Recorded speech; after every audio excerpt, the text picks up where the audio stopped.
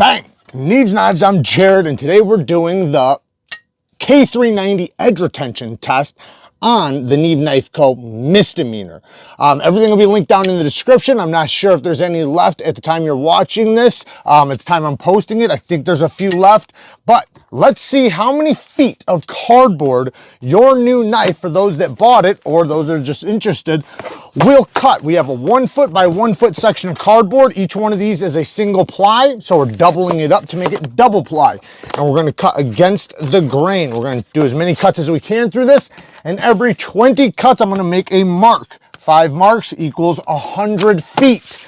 Or, 1 mark equals 20 feet. So we should have enough cardboard here. I don't think any of my edge retention tests have ever taken more than 2 bundles. So we should have enough. At least I really, truly hope so. First, let's check out the sharpening we did on the misdemeanor.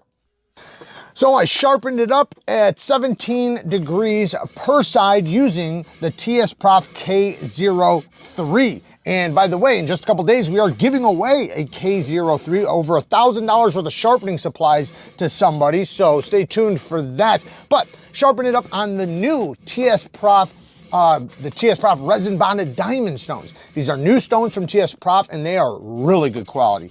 I love these stones. They are amazing. They remind me a lot of the Veneve stones, except for these ones go all the way up to 9,000 grit. They're very consistent. The grit is, it matches what it is.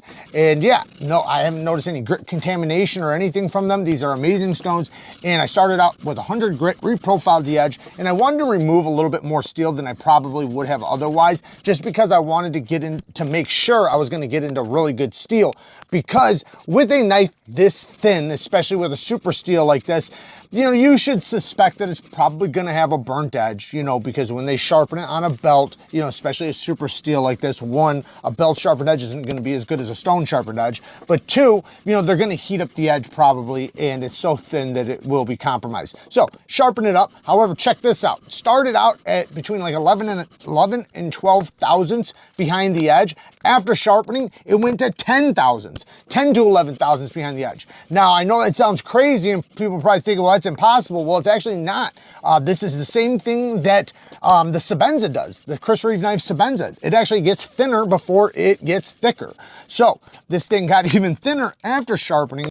If you notice, I'm consistently wiping off my blade, and I'm using a clean paper towel when I'm doing this. I'm making sure that there's no abrasive left on the finish of the knife, scratching it or anything like that. I'm not using a ton of pressure. I'm using light pressure, and I'm not going super fast. I know it looks like I am because I sped it up, but I'm actually going much slower because I don't want, the risk of scratching the finish or anything like that, because I want to test the finish through the cutting process.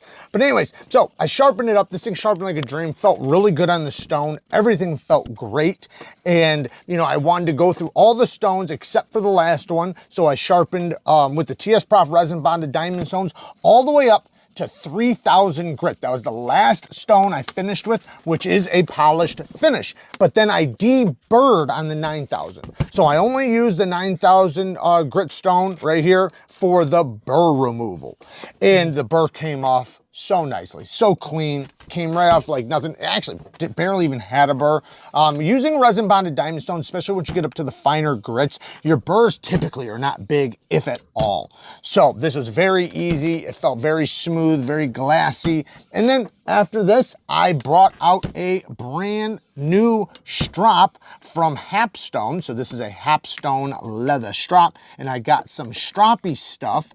1 micron stroppy stuff, and I put the emulsion on Hapstone leather strop. Hapstone has some really good emulsion as well, but use the stroppy stuff 1 micron, and just gave it a couple very light, gentle passes with the strop. Probably didn't even need it, but I did it just in case. And I didn't do a lot. I just did a few per side, very gentle. And then here is the results. I will say this. I should have shown you guys how sharp this thing came out a little bit more. I do some paper towel cutting, but my goodness, did this thing come out incredibly sharp. I mean, like on another level of sharpness. This is one of the sharpest edges I've felt in a very long time. And you'll notice when it's cutting through the paper towel, just look how clean that is. Like that is so clean. This thing was doing swirls like nothing. Like it wasn't even there. It actually was very similar to the way a super sharp chef knife would do. With the proper edge, chef knives cut paper towel probably better than anything else. But if you notice these S cuts, this last S cut actually goes from one paper towel all the way through that to another paper towel, which is crazy. Now, this is the first time I'm ever gonna wear a glove while doing this test. And it's just because, man, this thing's got such a sharp edge. It is so ridiculously sharp. If this thing, you know, grazes my finger in any way, shape, or form, it's gonna do a lot of damage. This is a cut-proof or slash-proof glove. I don't know how long I'll be able to stand it, but better safe than sorry. So let's get started. Like I said, 2 pieces of cardboard equals double ply. We're going against the grain. These are 1 foot by 1 foot. They're like 11 3/4 by 11 3/4, but that's the way 1 foot comes. All right, let's get it. Oh yeah, by the way, I'm gonna be doing this in a 1-inch section. I'm not gonna tape it off. I'm just gonna do it, you know, as close to my finger as possible, close to my knuckle as possible, which will keep it in, you know, relatively a 1-inch section.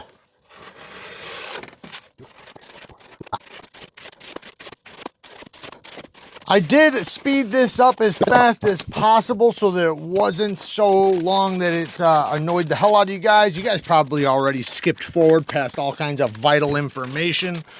But yeah, I sped it up really fast so it didn't take as long, you know, and, you know, it is what it is. This stuff takes a long time, and if you want to verify whether or not it was actually done, you know, I wanted to make sure I showed it all. So when I was cutting, I will say this knife is such a laser beam. I mean, it just flows so smoothly. There were times I was doing some of the fastest repeat cuts I've ever done in my life, where I do 1 cut and go right to the next one and just zzz, zzz, zzz, zzz, zzz. I mean, it was crazy. The blade was probably heating up. It was going so fast. Even if I slowed this thing down back down to normal, it'd probably look like, you know, I had it sped up.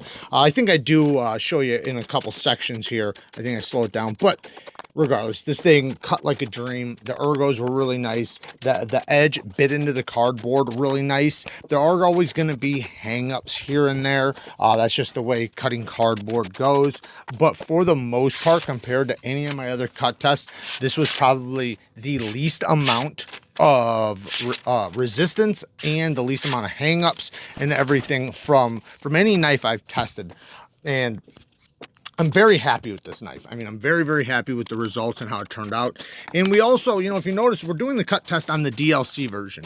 And the reason why is because I wanted to get the lowest performing one. Not that it's going to perform that much less than the satin version, than the plain bladed version, because the plain blade, you know, is 63 plus HRC, and then the DLC is 62.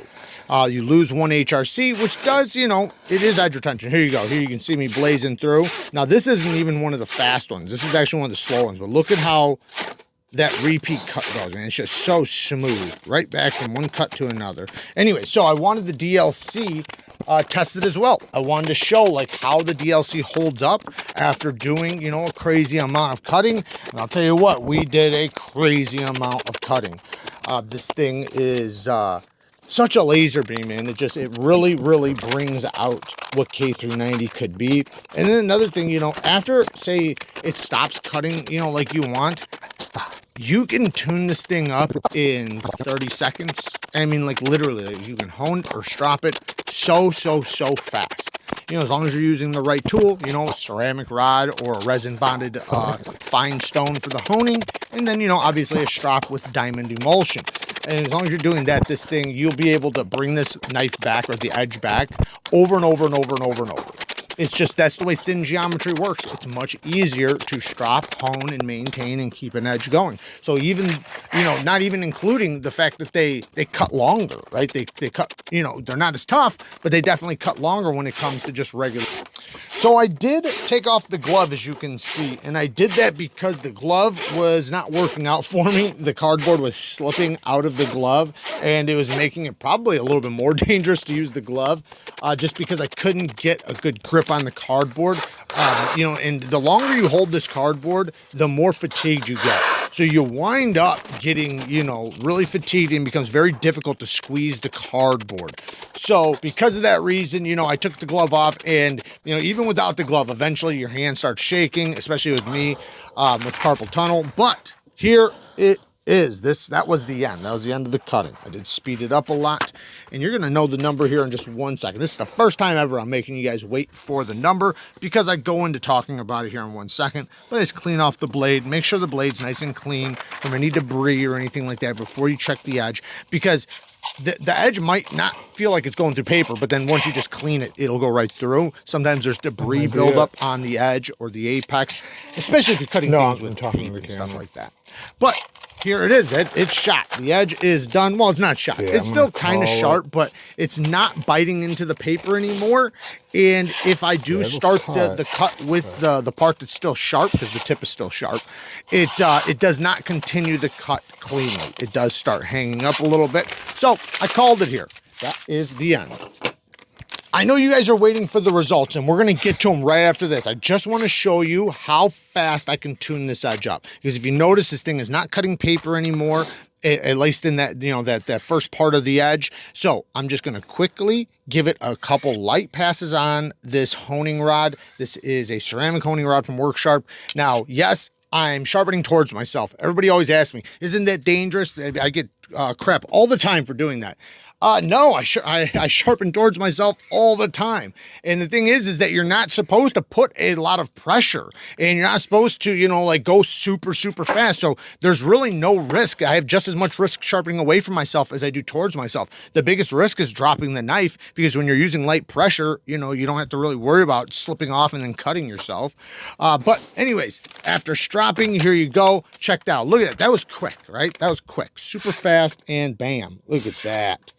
Like butter, back to like butter. And you can do this over and over and over and over with this type of edge, especially because it's so thin. And then when it takes time, you can probably just do a couple passes on a little bit of a coarser diamond stone and bring it right back as well. You know, as long as you're not using a super aggressive one. Let's take a quick look at the finish on the DLC. I don't see a scratch on there. These two little spots right there were already on there. But, and it's just from the satin finish. Look at that. Nothing. Not a thing. Looks beautiful. 700 feet of cardboard. That is an incredible number. I believe that's the highest number since we've been using this cardboard. We had MagnaCut do this in single walled. I believe it was the same cardboard, but in single walled, so we didn't do two pieces. And it did around, I think, 700, 720 or something like that, 680 or something like that. But this was double walled. And so this, I believe, is the highest number we've had for this exact cardboard. And this is the same cardboard we're going to continue to use through any of the tests, because I want to keep it nice and consistent, and I don't want the cardboard to change. Now, a couple things. One, I will say, if you are going to be doing heavy cutting through dense materials and dense stuff, you should probably micro bevel your edge. It's very easy. I've got videos on it. I literally just did a short on it the other day, so you can watch that. It's super, super easy. It takes 5 seconds, and all it'll do is give a little bit more stability to your apex. I had zero problems through the cardboard, and cardboard is pretty abrasive to your apex or to your edge, you know, edge retention. But I didn't have any problems with microchipping, anything like that, and this thing was just screaming the whole time. But this hand started giving out. So this one was just fine. The ergos of this thing was great. I maybe right at the end started feeling a little tiny spot, but it wasn't that bad at all. I could have kept going. This hand was the one that couldn't keep going. I had to take a couple breaks because trying to pinch that thin little cardboard while resisting the pressure, you know, just over time, you know, it just, you know, it gets very difficult. So my strips started getting thicker and thicker. Now, I will say this is the thinnest strips I've been able to cut. So meaning this is the most amount of cuts I've been able to get in a 1 inch section, or sorry, 1 foot section, because my strips are so thin. Which is awesome because it does make, you know, for less cardboard, but towards the end, you know, it's tougher to get those thin cuts because of your hand. But DLC held up perfectly, no scratches, no nothing. Love to see that. I absolutely love to see that. You know, DLC is like 80, 90 HRC. So, and I will say, this did have a really good result, but the plain version should actually do a little bit better. They have a little bit higher HRC. So if you got any of the plain versions with no DLC, that does have a little bit higher HRC. So it could potentially have better edge retention. At least it should. But this number right here is very impressive. Very, very impressive. And you know, considering just how like smooth it goes through the material, this handle just works out perfect. I got up nice and tight to that edge, so like I could easily just do repeat cuts. And I wanted to make sure I was cutting from here to about right here. I was trying to keep all the cuts, because literally right there I'm not really getting much, but from a little bit in front of that to here is where it's basically hitting, because my finger kind of, you know, blocks that first part of that little edge. But no problems doing repeat cuts. I didn't have any problems catching or anything like that. If I would have held back here, I probably would have caught on the choil, but I had no problems. And it just, you know, aside from this hand, but I mean, as far as the cutting and repeat cuts, it was amazing. Now, the tip of this, it is fragile. So this is a precision cutter, so make sure you're not cutting over staples and stuff like that. But man, I'll tell you what, when you're opening packages up, opening things up, this thing is just an absolute laser beam. It's crazy how fast and how easily this thing will just slice something open. I can't imagine if somebody used this as a self-defense weapon, what could potentially happen. Because yeah, I mean, it's so slicey. But yeah, I'm very happy with the results. What else? I wanted to say something else. I don't remember. I hope you guys are happy with the results, and I hope you guys are happy with your knife purchases, those of you that did get one. And as far as when I'm recording this, there was some up on the site. I don't know if there still is. Check the links in the description if you're potentially wanting to get an insane cutter with insane edge retention and cutting performance. Oh, one thing really quick. Don't expect to get that edge retention out of the factory edge. No factory edge does as good as a stone sharpened edge, especially on a super steel, and especially something this thin. You should expect, 1,000,000%, you should expect something this thin to have a burnt edge. Even if it's thick, you should expect that, but especially if it's this thin. So when I sharpen it, I did want to remove a little extra steel, which I do think, you know, definitely can add to the performance, because I wanted to get rid of any potential burnt steel. Did I notice anything with the factory edge? No, not really, but I've never had a factory edge outperform a stone sharpened edge, and it's, you know, it's just the way it is. You know, there's the factory edge in many cases will get 20, 30 feet, you know, of cardboard, while you'll sharpen it and then you'll get hundreds. So you just keep that in mind, that, you know, you will want to sharpen it to get the most performance out of it. And typically, you know, that's 1 to 2 sharpenings before, sometimes even 3 before it really gets into that really good steel.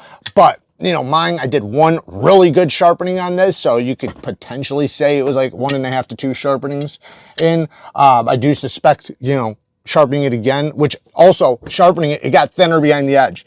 It was 11 to 12 thousandths behind the edge. After sharpening it, it's 10 to 11 thousandths.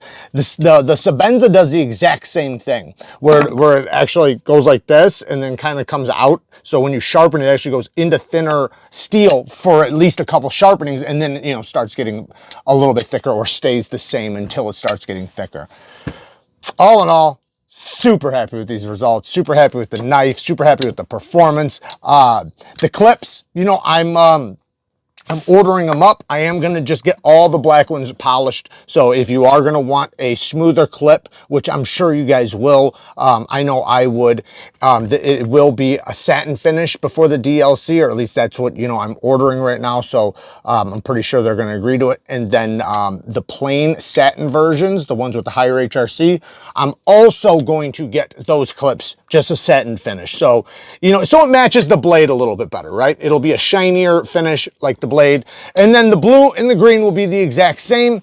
So I'm not going to order one for everybody unless if, you know, I need to, but I'm just going to order plenty of them, put them on the site. And if you want to get them, you'll be able to get them very, very cheap because we're not trying to make, you know, we're not trying to make money off of the clips. We're just, you know, instead of us sending the knife back to Riet, right, and having them put new clips on there and then paying for all of that and then waiting, you know, a few weeks into getting them back and then sell them to you at a markup now because we had to spend more. Instead of doing all that, I just said, screw it, you know, we'll sell it as is and we'll just get new clips for people that care, you know, and then they can spend the few extra dollars to get the smoother clip if they want.